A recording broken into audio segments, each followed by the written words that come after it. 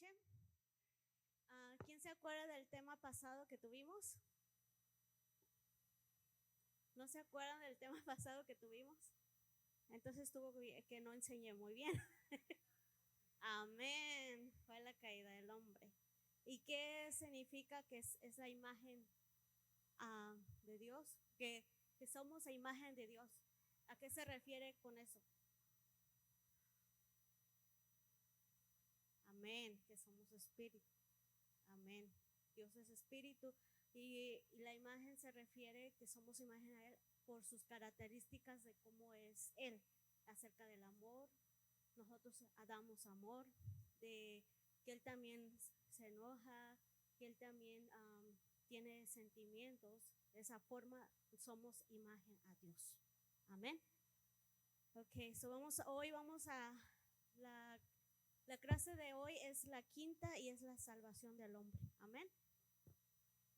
Vamos a empezar. En Efesios 2, 8, 9.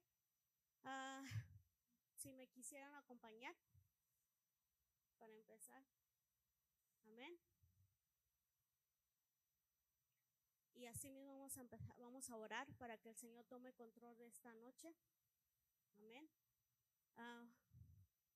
Vamos a orar, hermanos, primero. Amén. Amado Señor, tú que vives y reinas, Señor, te adoramos, te exaltamos porque tú eres bueno, poderoso, Señor. Te pedimos que tú tomes el control de esta enseñanza, Señor, que no sea yo, que no sean mis palabras, que no sea emocionalmente, sino seas tú, Espíritu Santo, que tú tomes el control en este momento, que tú, Señor, toques el corazón de cada uno de mis hermanos, Señor, que ellos se vayan, Señor, lleno, Señor, de esta enseñanza, Señor, y que en un futuro, Señor, pueda ser usado en sus corazones, Señor. Te pido que quites toda interrupción, todo lo que el enemigo quiera poner, Señor, que tú, Señor, lo deseches en el nombre de Jesús, Señor, y que tú tomes el control en estos momentos, Señor. Todo te lo pido en el nombre de Cristo Jesús. Amén y amén. Amén. Vamos a leer en Efesios 2, 8, 9. Amén. Porque por gracia sois salvos por medio de la fe. Esto no es de vosotros, pues es de don de Dios, y no por obras, para que nadie se gloríe. Amén. En el concepto del sacrificio, vamos a hablar vamos a empezar desde el Antiguo Testamento. Amén. Algo esencial para comprender la relación que hay entre la muerte de Cristo en la cruz y nuestra salvación. En el concepto de sacrificios, en el tiempo de Moisés, Dios dispuso un medio para que los israelitas tuvieran verdadero perdón de pecados, el cual consistió en la institución de sacrificios cuernos bajo la dirección de sacerdotes levíticos. Asimismo, el tiempo proporcionó una manera de preocuparse del pecado y la culpa en la gran precristiana por la fe. Abraham y Moisés y sus descendientes espirituales aceptaron lo que Dios les proveyó por su gracia, ofreciéndoles sacrificios, y Él los perdonó. Romanos 4. El derramamiento de sangre era una parte importante de tales sacrificios, porque la paga del pecado es muerte. Romanos 6:23. Y la sangre representaba la vida derramada en la muerte. Levíticos 17:11. Por tanto, la ley de Moisés exigía que casi todos fueran purificados.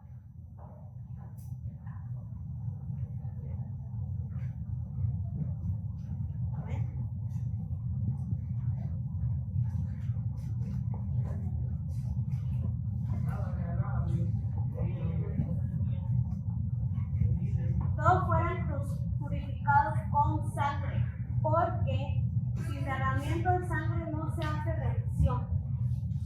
Ahí estamos hablando de los sacrificios de los animales.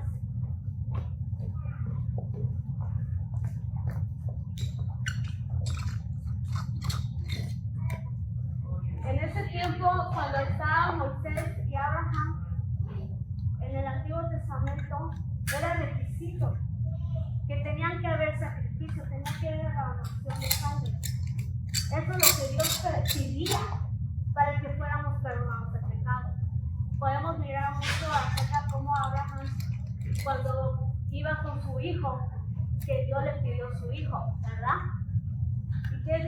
Y él pensó que a quién iba a sacrificar. Era su hijo. Y él iba con el dolor de su corazón y tenía que hacerlo.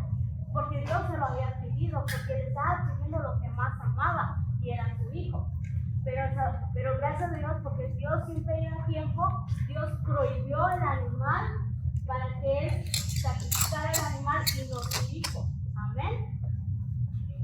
Y ahí. Amén.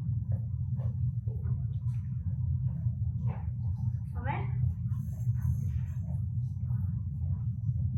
Amén. Les quiero contar que este tema es un reto, la verdad. He tenido muchos, en esta semana tuve muchas luchas espirituales. Me he estado metiendo tanto con el Señor, y el Señor sabe mi corazón. Y he tenido muchas luchas, y yo sé que el enemigo está enojado. Pero yo voy a seguir arreando, porque el Señor tiene un propósito. Amén.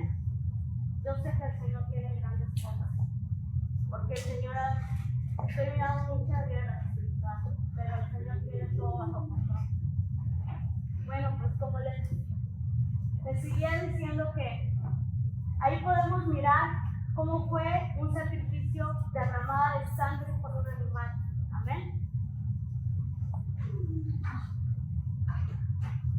Gloria a Dios, aleluya.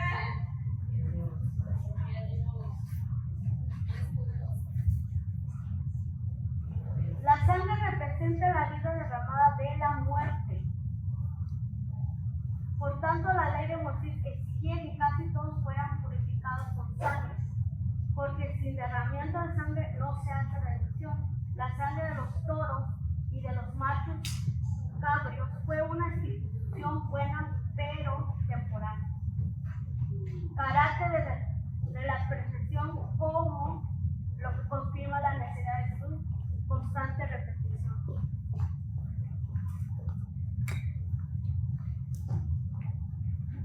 Amén. En Hebreos 10 lo podemos leer todos a 10, 1 al 14.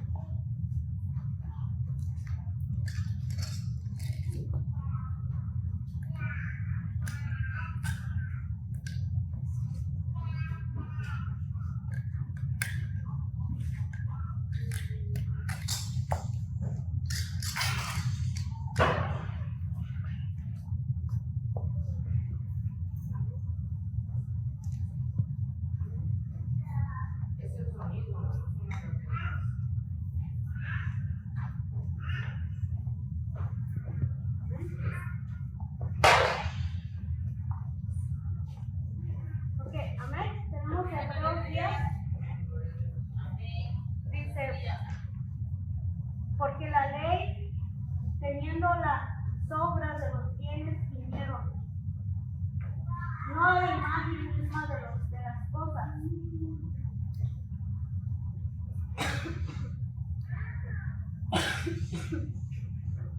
Nunca puede, por los mismos sacrificios que se ofrecen continuamente cada año, hace perfecto a los que se acercan. De otra manera, se sabía que ofrecerse, pues los que tributan este culto limpio en una vez, no tendrían ya más conciencia del pecado. Pero en estos sacrificios, cada año se hace memoria de los pecados, porque la sangre de los toros y de los machos cabrios no se puede quitar de los pecados. Por lo cual, entra en el mundo, dice, el sacrificio y ofrenda. Amén. Gloria a Dios. El sacrificio y ofrenda no quisiste, más que preparaste el cuerpo. Holocausto, expiaciones por el pecado no te agradaron. Entonces dije, he aquí, vengo, oh Dios, para hacer tu voluntad. Como el rollo del libro está escrito de mí, diciendo primero, sacrificio y ofrenda y holocausto y expiaciones por el pecado no quisiste, ni te agradó las cuales cosas se ofrecen según la ley.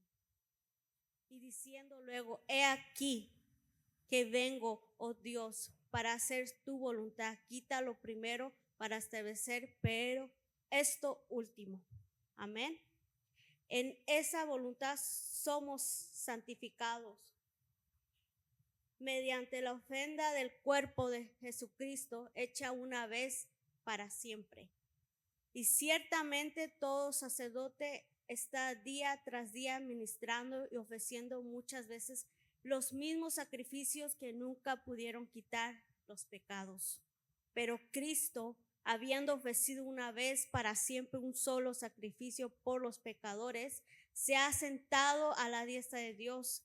De ahí adelante esperamos hasta que sus enemigos sean puestos por estado de sus pies, porque con una sola ofrenda hizo perfecto para siempre a los santificados. Amén. ¿Quién tuvo que hacer el sacrificio, hermanos, por nosotros? Jesucristo. ¿Por qué? Porque antes, ¿cómo era? Tenía que ser derramado de sangre de animales. Mas en cambio el Señor vino a cambiar todo eso. Amén. En realidad la sangre de los sacrificios de los animales no podían quitar el pecado.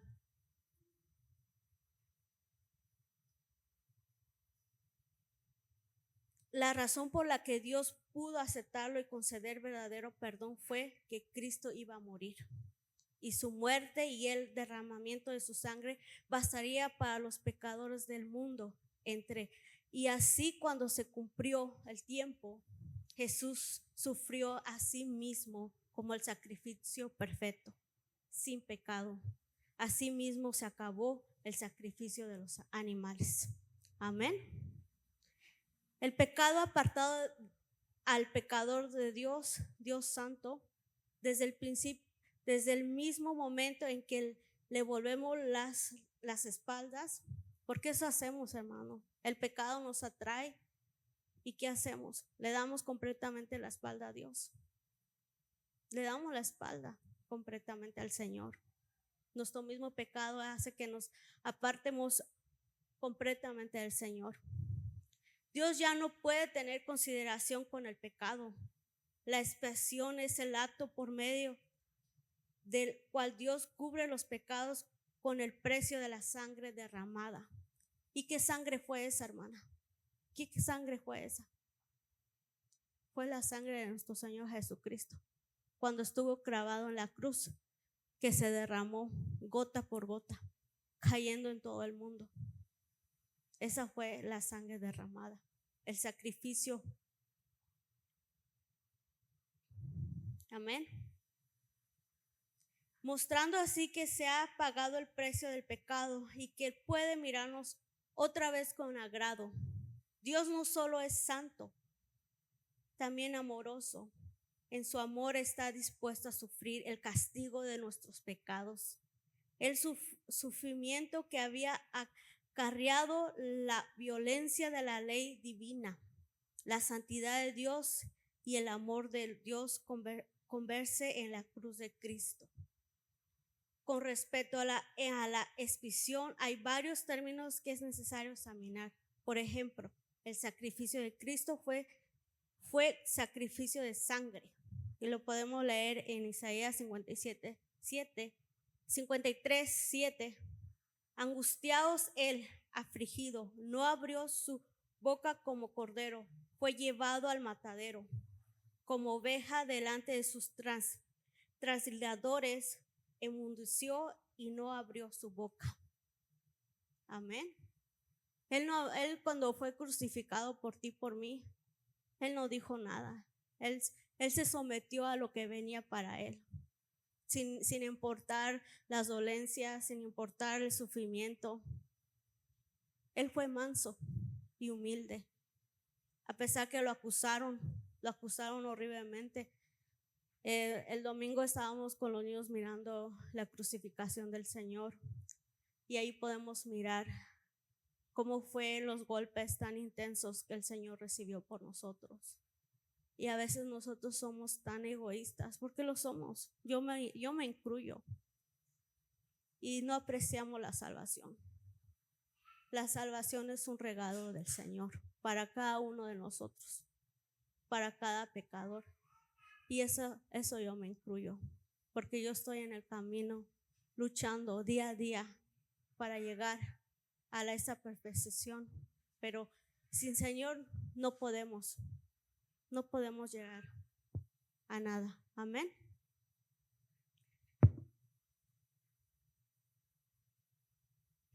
La doctrina de la salvación al cautivo. Lucas 4, 18, 19. El Espíritu del Señor estaba sobre mí, por cuanto me ha ungido para dar buenas nuevas a los pobres. Me ha enviado a sanar a los quebrantados de corazón, a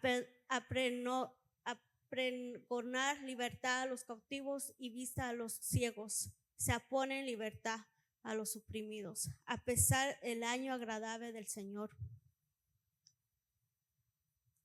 Amén, hermanos. El Señor nos ha ungido. A cada uno de ustedes nos ha ungido.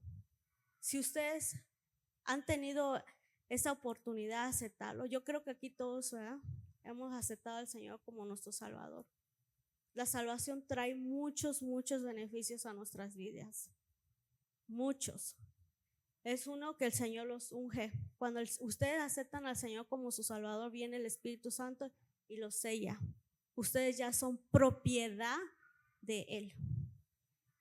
Ahora viene con cada uno de ustedes luchar por su salvación. Ustedes tienen el derecho al albedrío a escoger si quieren seguir el camino o quieren irse al mundo. Ustedes tienen la libertad. El Señor no les prohíbe absolutamente nada, como tienen allá afuera que nosotros tenemos muchas prohibiciones. No, es uno el que toma la decisión. Si en verdad queremos tomar ese reto, pagar ese precio, si queremos someternos a la palabra, querer luchar por nuestra salvación. Recuerden, la salvación es un regalo del Señor. Fue a precio. ¿A qué precio fue? ¿A qué precio fue, hermanos? Por la gracia del Señor estás tú y yo, estamos aquí. Por la gracia del Señor. Porque estamos en el tiempo de la gracia. Por la gracia del Señor. Pero si no, nosotros teníamos que estar en esa cruz. Teníamos que estar en esa cruz, sufriendo maltrato, porque Él sufrió mucho. Fue un dolor espantoso. Solamente cuando uno se mayuga un dedo, yo siento, al menos en lo personal, siento que me muero. Ahora imagínense cuando a Él le metieron el clavo en sus manos. Qué doloroso. Yo pienso que hubiera sido un dolor que yo no hubiera aguantado. Pero el Señor se quedó callado. Y lo hizo por amor a usted, amor a mí, amor a cada uno allá afuera. El Señor es amor.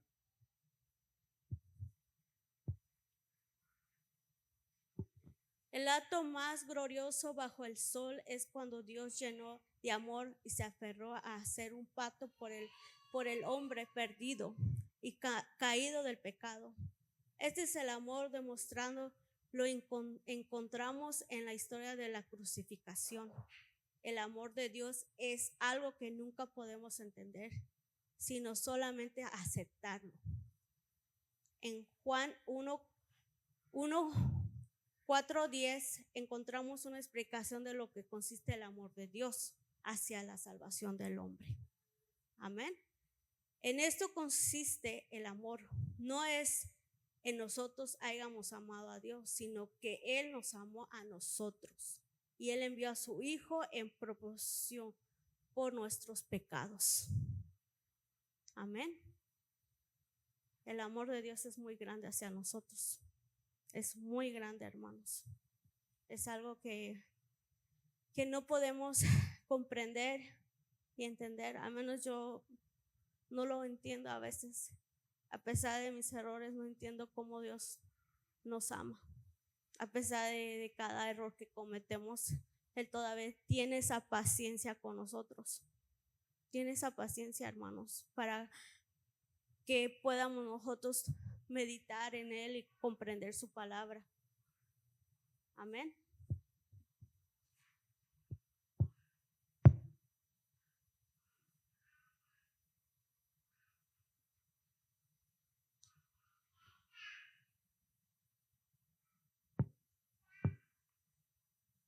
La salvación es el poder. Amén. Romanos 1:16. Porque no me avergüenzo del evangelio, porque es el poder de Dios para salvación a todo aquel que en él cree, al judío primeramente y también el griego. Y nosotros somos parte de eso. Amén. El apóstol Pablo describía la salvación como en el evangelio mensaje de Dios al mundo. Este mensaje, el evangelio, lo declaró como el agente activado presente que Dios usa para transformar radicalmente el corazón y mente del hombre. Pablo dice que es el poder de Dios para salvación a todo que en él cree, al judío primeramente y también al griego. Es por eso que él dice, no me avergüenzo del evangelio, porque no tiene nada que avergonzarse, porque el mensaje que él predica tiene gran poder para llevar al hombre a sus rodillas y prostrarse en la tierra y clamando a Dios por misericordia y perdón. Y si alguien sabía que el caer postrados y pedir misericordia y perdón era el apóstol Pablo rumbo a Damasco. De acuerdo con el mensaje que Pablo predicaba, es importante que nosotros comprendamos que no eran las palabras que el apóstol escogió, ni las estatutas gramáticas de la oración que él empleó, muchos menos la experiencia de oratorio que Pablo tenía. Nada de esto. El poder estaba en las manos de Dios y el evangelio y el mensaje era la predicador. Amén. Podemos mirar la vida de Pablo, cómo Dios lo usó grandemente, que él era uno de los que perseguía a los cristianos. Él los perseguía, él los odiaba, él él fue testigo cuando apedrearon a creo que fue Santiago, Esteban. Él fue testigo hasta que él lo mataron y él presentó todo y miró todo. Posiblemente él fue uno de ellos también. No dice la palabra exactamente, pero sabemos que él estaba presente. Y cómo Dios lo confrontó, cómo tuvo ese encuentro con Dios. Fue algo hermoso, a pesar que tuvo que pasar una trayectoria con su vida, porque no fue algo fácil, fue un proceso con su vida que el Señor usó, porque Dios tenía un propósito grande para él. Así mismo cada uno de ustedes. Cada uno de ustedes tiene Dios un propósito. Ustedes no están aquí por casualidad. Están porque Dios tiene un propósito grande en sus vidas de ustedes. Amén. Y podemos mirar en que el evangelio y la salvación es poder de Dios. Amén.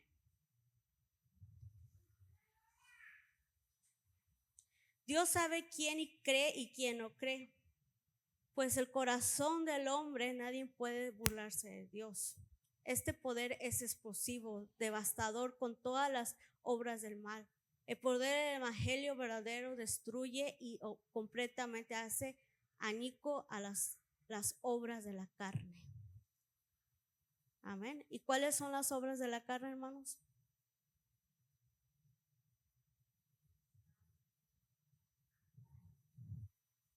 Amén. Fornicación, adulterio, mentira. Amén. Hermanos,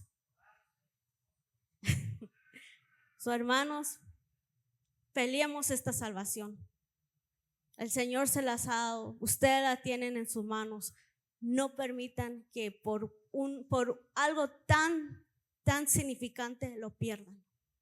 No lo permitan. Luchen por ella. Recuerden, es un regalo de Dios para ustedes. ¿Y cómo fue? ¿Por qué sangre fue derramada? con la sangre de Jesucristo. Por Él tenemos esa salvación. Yo los animo, hermanos. No permitan que por un desánimo o por miramos a veces, somos humanos y nos equivocamos a veces o nos enojamos entre nosotros. No permitan que por algo que no tiene significado ustedes se enojen. Y qué tal si esta noche viene el Señor y por ese enojo que no tiene importancia nos quedemos. Tenemos que guerrear por esta salvación. Recuerden, es un privilegio tenerla. Es un privilegio. Amén. Así le entrego el lugar al pastor. Amén. Bendiciones. No sé si hay pregunta en cuanto a la salvación, la conocida en la rama como la soteriología, correcto, el estudio de la salvación. Todo está claro, no hay preguntas. ¿Cuándo se pierde la salvación o no se pierde la salvación? ¿Todo quedó claro? ¿Se pierde o no se pierde la salvación o no se pierde? Man. Esa es su pregunta, si se pierde la salvación o no. Depende del punto de vista o depende de la rama teológica que usted ha decidido vivirla. En este caso, si usted su rama es calvinista, la salvación no se pierde. Salvos siempre salvos. Pero es de entender bien eso, ¿no? Mayormente por los 5 puntos del calvinismo, ¿no?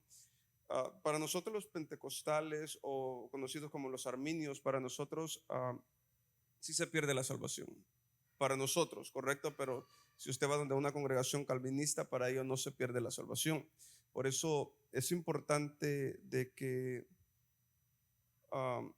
es muy peligroso el estar como yendo a otras iglesias, escuchando prédicas, porque cada persona va a discernir la escritura de acuerdo a su lente teológico, correcto, de acuerdo a su cosmovisión, y usted puede terminar confundido en muchas ramas, en muchas áreas, correcto, porque cada uno va a interpretar la palabra de Dios de acuerdo a su punto, a su cosmovisión teológica, ¿no? Pero para nosotros sí se pierde, pero para ellos no se pierde. Pero tenemos que, para los dos, hay pasajes bíblicos que respaldan las dos ramas. Nicolás. Así que no por obras, y entonces nos presentaremos ante Dios, que Dios nos juzgará nada más porque somos buenos o porque somos malos. Bueno, te voy a citar a Lutero. Lutero dice esta frase: todo lo que hago me resulta que aparentemente es bueno, al final me doy cuenta que todo lo que he hecho es malo, porque miro mis manos y me doy cuenta que tengo el ADN de pecado, y al final me doy cuenta que no soy bueno. Romanos 3:10 dice que no hay ni siquiera uno que sea bueno. Efesios capítulo 2 dice: por gracia soy salvo, no por obras, correcto, pero léete el versículo que sigue después. Soy salvo para, o sea, el exegético, el por soy salvo. Ok, ese es mi objetivo, es la salvación, pero ya soy salvo, ¿ahora qué hago? Dar buenas obras, ¿correcto? Entonces, no eres salvo por obra, pero no puedes ser salvo sin las obras. ¿Ya? No sé si me di a entender. Hice una ensalada rusa, pero yo creo que Sí, porque Chocolate dice no obras, pero entonces ¿cómo nos presentamos delante de Dios? Porque sin obras o con obras. Te vas a presentar sin ninguna de las dos. Te vas a presentar con la sangre de Cristo. Tú vas a ser aprobado no por lo que tú hiciste, sino porque la sangre de Cristo ha sido derramada por ti. Porque humanamente, ok, tus buenas obras lo único que evidencian es que Cristo se encarnó en tu vida, ¿correcto? Si no, no hay un factor divino que tú te puedas presentar ante Dios. La única forma que tú te puedes presentar ante Dios es para condenación sin el elemento de Cristo. Bueno, con respuesta a lo que el hermano dice, que si nos presentamos como obras, sin obras ante Dios, hay un factor muy precioso en la Biblia que dice, según Génesis 1:26, hagamos al hombre a nuestra imagen y semejanza. Correcto. ¿Verdad? Pero no se habla que seamos como la figura de Cristo, ¿verdad? Como muchos lo figuran, que tiene pelo largo, barbado, que es rubio. Si no se refiere a lo que decía la hermana de las obras. Correcto. buenas obras. Ya, Al estilo de vida de Cristo, correcto. ¿verdad? Al estilo, la forma en que Él anduvo. Por eso yo aquí lo que leía la hermana dice, porque somos hechura suya, creados en Cristo Jesús para buenas obras, Correcto. las cuales Dios preparó de antemano para que anduviéramos. Exacto. Ya, claro, por eso decía que no podemos ser salvos por las obras, pero no podemos ser salvos sin las obras. Las dos van de la mano y te va a presentar a Cristo porque Cristo derramó su sangre por ti. Y lógicamente vas a ser juzgado por lo que hiciste. Ya. ¿Qué espera Dios de nosotros? ¿Dar fruto o no dar fruto? Pues según capítulo 15, versículo 1 de San Juan, sí, según eso dice, yo soy la vid verdadera y mi padre es el labrador. Todo pámpano que vino y da fruto será cortado. Entonces, ¿qué hay que dar? Claro, bueno, aquí surge la pregunta, ¿no? Uno, diferenciar entre un fruto y otro fruto. Segundo, ¿cuál es la naturaleza de la iglesia, no? Cuando tú discernes cuál es la naturaleza de la iglesia, puedes entender que no puedes ser una iglesia sin dar frutos. Entonces, cuando tú dejas de dar frutos, dejas de ser iglesia. Estamos hablando en el ámbito, hay dos tipos de fruto y por eso debes de leer y contextualizar bien la escritura, porque hay un fruto es el que yo doy, correcto, en mis buenas obras, pero está el otro fruto que es las almas, correcto, pero estamos hablando del fruto de lo que yo doy. Entonces, cuando yo soy iglesia, cuando reconozco que Cristo me lavó con su sangre preciosa y que la transformación está comenzando a surgir en mí, la vieja manera de vivir está pasando, yo no puedo vivir sin dar frutos, correcto. Creo que eso es ser iglesia, una metamorfosis diaria. El que sea santo, santifíquese más. Entonces, yo tengo que dejar de hacer las cosas malas por hacer cosas buenas, la transición entre malo y bueno, correcto. Siempre Dios espera. Déjame citarte a Warren Wiersbe, dice, lo más difícil del ser humano y lo más complicado es llegar a tener el carácter de Cristo. Para ello tengo que ir luchando día a día para asemejarme más a Él. Entonces Dios espera que no estés sentado, Dios espera que no te estés quieto, Dios espera que cada día tú vayas caminando y que cada pisada que tú des se vaya asemejando más a Cristo. Esa es la salvación y esa es la evidencia de un verdadero cristiano que se preocupa por vivir como Cristo, que se preocupa por caminar como Cristo, que se preocupa hablar como Cristo habló. Y esas son las buenas obras con las cuales vamos a presentarnos ante Dios, pero sin olvidar que por la sangre preciosa de Cristo. No hay una obra que supere nuestras obras, sino la obra de Cristo que fue en la cruz del Calvario. Yep. ¿Todo está bien? Amén. Ustedes sí me hacen sudar con sus preguntas. Amén. Ramiro, ¿todo está bien? ¿Aún qué? Oh, claro, 100%, pero el hecho, tengo que catalogar de dónde surgen esas buenas obras. Muchas de las obras que hacemos, por ejemplo, llamamos a un rico, mira que el rico dio 2 millones para una asociación de pobres, sí, pero la pregunta es ¿por qué? Cuando vemos el trasfondo, para que no le cobren taxi. Entonces, bajo mi lente teológico y humano, tengo que catalogar cuál es una buena obra y una mala obra. Bajo un lente teológico, yo tengo que evidenciar que yo no puedo dar ninguna buena obra sin la intervención de Cristo. Entonces, tenés dos cosmovisiones, ¿correcto? La cosmovisión del mundo más la cosmovisión teológica, ¿correcto? Así que debemos de discernir. ¿Está claro? ¿Todo está bien? Ya no me hagan bola ni yo los hago bola. Así que vamos a orar y felicitamos a César por su cumpleaños. Dios te bendiga también a Naivi. Dios te bendiga, Naivi. Ya mañana creo que cumple ya sus 15 años. Dios lo bendiga. Y a Pablo también feliz cumpleaños. No te creas, Pablo. Así que ¿por qué no a unos 10 minutos pasamos aquí enfrente? Está temprano todavía, terminamos a las 45, terminamos, pero ¿por qué no pasamos aquí enfrente y oramos? ¿Qué les parece un ratito? Felicitamos a Mana Judith por la enseñanza y muy buenas preguntas muy interesantes, muy importantes que elaboraron. Créanme que teológicamente tienen una profundidad sus preguntas muy, muy fuertes. Así que, ¿por qué no venimos aquí enfrente y mientras... Bueno, gracias por haber estado acá y quedarte hasta el final de escuchar esta palabra, que espero que haya sido de edificación para tu vida. También hemos estado orando mucho para que toda esta palabra haya transformado y esté transformando tu vida. Gracias por haberte quedado acá y apoyarnos a través de esta plataforma. Dios te bendiga y dale like. Bendiciones.